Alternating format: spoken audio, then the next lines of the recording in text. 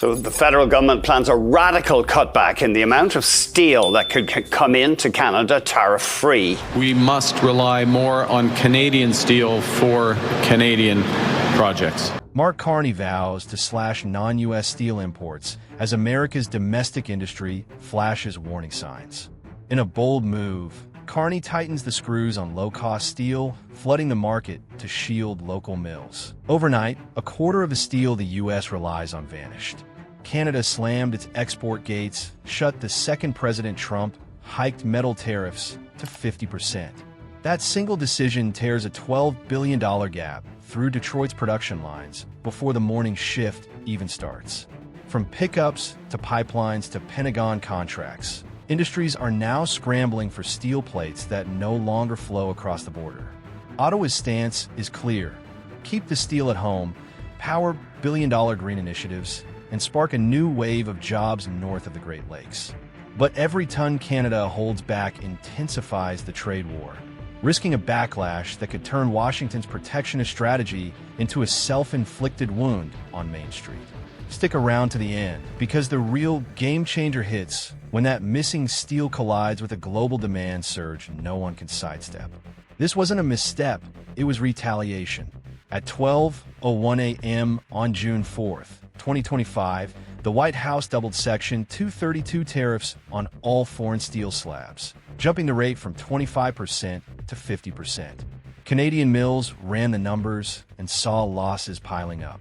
On March 12th, Algoma Steel halted all rail cars headed to Michigan, with its CEO labeling the move a necessary defense until talks with Washington could progress. Ottawa's response came on July 16th. Prime Minister Mark Carney introduced a tariff rate quota, imposing a matching 50% surcharge on steel exports exceeding 2024 levels, while funneling $1 billion Canadian dollars into expanding green steel production at home. The U.S. now faces a supply gap as big as Canada's output. Last year, American buyers snapped up 6.6 million net tons from Canadian mills, about 25% of all steel the nation imported. Prices spiked instantly. Hot-rolled coil on COMEX surged 6% to $910 per short ton after Trump's order, marking the steepest single-day jump this year. Detroit can't shrug off that hit indefinitely.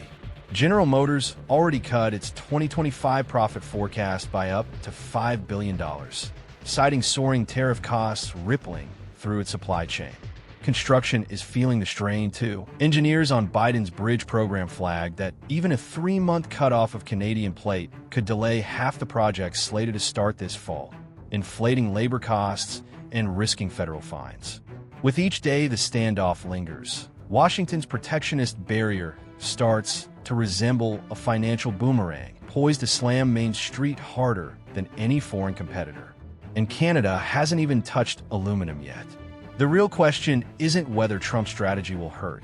It's how long the U.S. can endure the fallout before its supply chain buckles, and whether Ottawa's steel-first move will dictate the future of North American trade on Canada's terms. Just minutes after that warning, Ottawa lit another fuse. On July 16, 2025, Carney unveiled a $1 billion Canadian dollars clean steel fund and mandated that at least 60% of steel in federally backed wind turbines, hydrogen plants, and CO2 pipelines must bear a Made in Canada stamp. This flips the market upside down. Canada's latest natural resources report lists over 80 low-carbon hydrogen projects in the works, representing a $100 billion investment pipeline. Add to that a slew of offshore wind leases along the Atlantic and Pacific coasts. Each megawatt of wind power consumes 120 to 180 tons of steel for turbine towers. A 1 gigawatt offshore farm could lock up 180,000 tons of steel north of the Ambassador Bridge. That demand isn't waiting a decade. It's here now. Turbine hubs are ordered 2 years in advance. Hydrogen electrolyzer shells are vying with automotive stampers for plate, and Alberta's CO2 pipelines need high-grade pipe to meet 2026 environmental deadlines. Carney's strategy is cold, but clear. Absorb the supply hit at home, promise thousands of green jobs, and let Trump's tariffs force U.S. buyers to pay a premium that funds Canada's clean energy shift. If this holds, Canada doesn't just offset its lost U.S. sales, it transforms them into a domestic boom, locking Washington out of the next industrial wave. The question haunting Detroit's boardrooms is stark. How do you build an electric truck when the steel for its frame is fueling Canada's green energy future? That question lands like a sledgehammer on Detroit's factory floors. On April 10th, 2025, the Center for Automotive Research dropped a stunning report. Trump's metal tariffs could cost U.S. carmakers billions this year alone. That's thousands of dollars added to every vehicle rolling off assembly lines, a blow that could reshape the auto industry.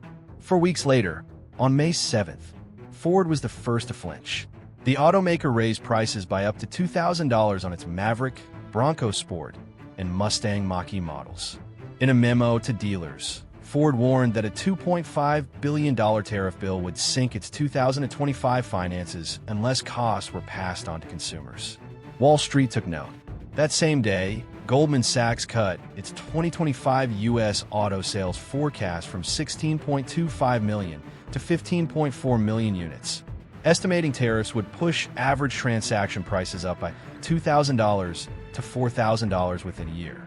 The ripple effect is relentless.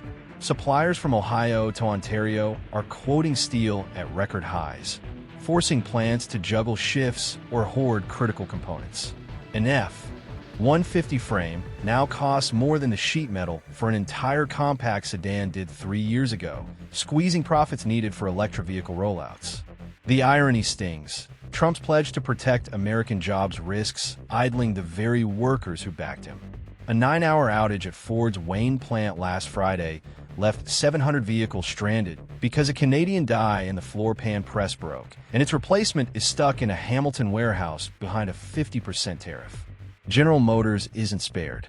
Insiders warn that if hot-rolled coil stays above $1,000 a ton through fall, at least 2 crossover lines will drop to single shifts, potentially cutting hundreds of union jobs, just as election ads tout.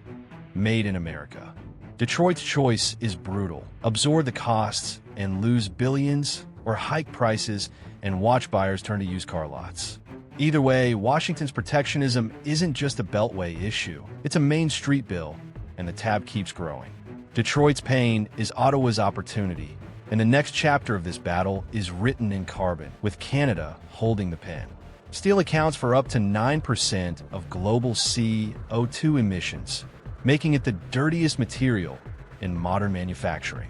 Electric arc furnaces cut that footprint by about 75% by melting scrap with renewable energy instead of burning coal in old-school furnaces. On July 10th, 2025, Algoma Steel flipped the switch on 2 $880 million Canadian dollars electric arc furnaces in Sault Ste. Marie. Ottawa is covering a third of the cost, betting a 70% emissions drop will make the plant North America's first major green steel hub. Unifor, Canada's largest private sector union, calls this a lifeline after 2022's brutal layoffs and demands Ottawa hold firm in trade talks until U.S. tariffs vanish. Policy backs the talk.